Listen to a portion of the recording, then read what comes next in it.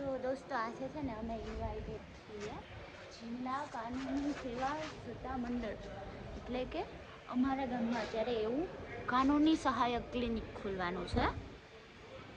તો જો કોઈ પણ ગ્રામજનોને કાનૂની સલાહ જોતી હોય તો એ વિનામૂલ્યે અહીંયા આપવામાં આવશે. અને એના માટેનું આજનું ફંક્શનનું આયોજન કરવામાં આવેલું છે. હું તમને તેનું ડેકોરેશન બતાવું.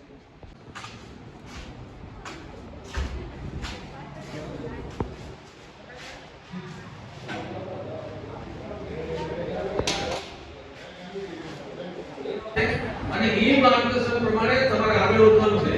પછી તમે અહીંથી મોગિયાથી ગોંડલ જાવ લેવાનું નથી. આવી જોગવાઈ હોવાની આપણને ભળે જ ગળે.